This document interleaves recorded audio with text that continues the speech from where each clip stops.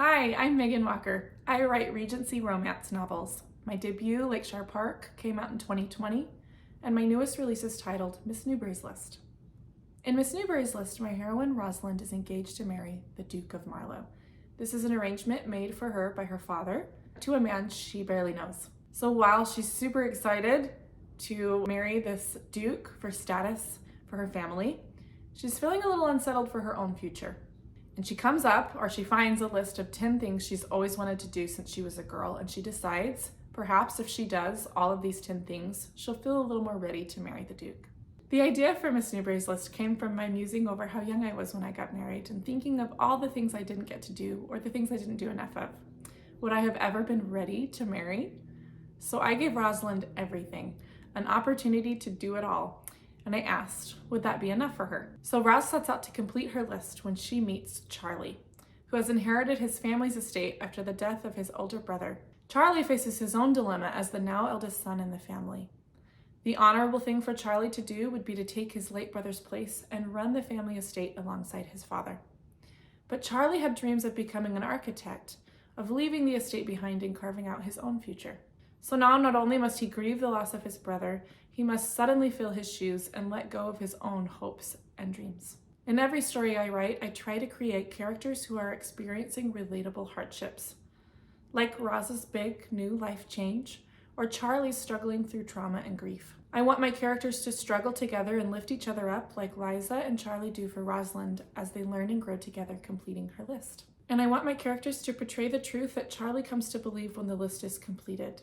That life is not easy, but it is worth living, especially when you find the right person to share it with. I feel a major responsibility to portray normal, healthy relationships, like Rosalind and Charlie's, that stand as an example to my readers of what they deserve out of a partnership. My goal is to portray that while no relationship is perfect, like when Roz and Charlie have a disagreement over Rosalind's determination to finish her list, and Charlie's indecision to return home to his inheritance, each partner deserves to be heard and treated with respect. I love how quickly Charlie and Roz take a moment to reflect.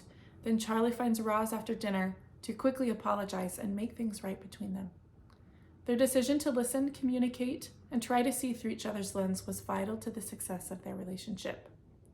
I particularly love writing historical romance and chose the Regency period firstly because I love Jane Austen and fancy dresses and honor-bound gentlemen. I find the social rules and restrictions of the early 19th century so fascinating. A man's honor and a lady's reputation were always at the forefront of decision-making, and social status was everything. Because of this, marrying for love had not been a priority until the Regency period, and that fact is portrayed in Rosalind's conflict throughout Miss Newbury's List. Should she choose to marry the Duke, a man she barely knows, for his money and title, which would elevate her family's status and standing in society and benefit generations of her family line to come? Or should she choose love and her own happiness? I strive to find that balance between immersing my readers in historical settings while not bogging down my writing with too much detail. Research is absolutely vital to writing historical settings. I truly believe that people of times past were just like you and me. We know from journals and caricatures of their day that they laughed, played, had dreams, hopes, and fears, and wanted to be loved just like you and me. Their parlor games tell us that they had a similar sense of humor and often tried to find ways to break social rules without consequences. For example, our hero Charlie's hobby is boxing or pugilism. In fact, he uses boxing as a way to deal with his brother's death. However, while boxing was increasing in popularity during the Regency, legally it was a mixed bag because of its nature, the exchange of money, and the rambunctious following it had.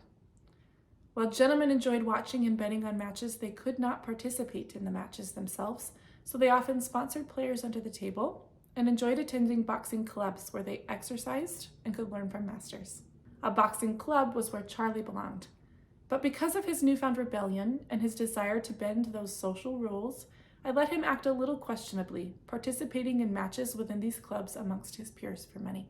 This gave Charlie the outlet he needed for his grief, but also gave him a negative reputation amongst his peers that his rebellion and frustrations could thrive on. Later in the book, we see both positive and negative outcomes from Charlie's boxing habits. We see that grief is a painful, often lonely process, but surrounding yourself with friends and focusing outward like Charlie does with Roz and Liza and the list can sometimes help. These burdens can often be invisible to the eye, So I hope my readers walk away with a resolution to judge others less and love openly more. Rosalind is someone who's been taught one path in life, who spent her entire life learning how to behave, polishing her talents so she could become a desirable, accomplished young woman, always working toward the goal of marrying well.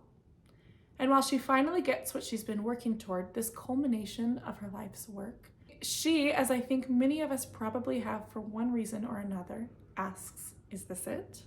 Almost saying, "I've won. Shouldn't I feel incredible right now?" But there's a reason she doesn't feel that sparkly feeling.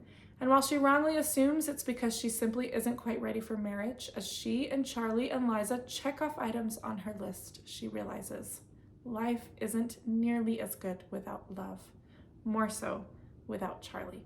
A bigger picture theme I wanted to portray in Miss Newbury's list is the importance of family, how complex families are, how different each person's goals are, how we want to please our parents, and how ultimately they want us to succeed and find happiness.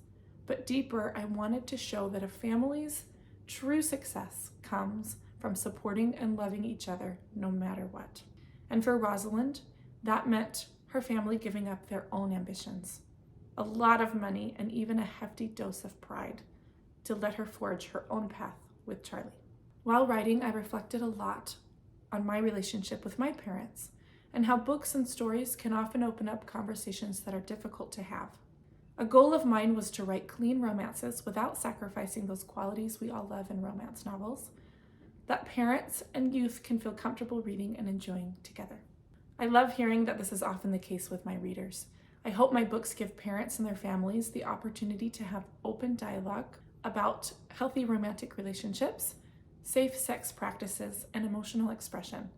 And I hope that by sharing my stories together, they feel comfortable doing so. I hope all my readers can enjoy clean, heart-fluttering content without explicit sexual encounters that can sometimes be unrealistic portrayals of what romantic love actually looks like.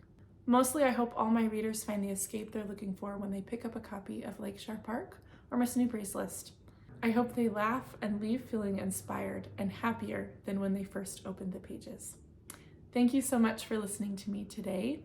I'd love to connect with you on Instagram or Facebook. You can find me by searching at author Megan Walker or send me an email at authormeganwalker@gmail.com. My novel, Miss Newbury's List, is on shelves, or you can find it online at major retailers or on Amazon. I hope to hear from you soon. Thank you.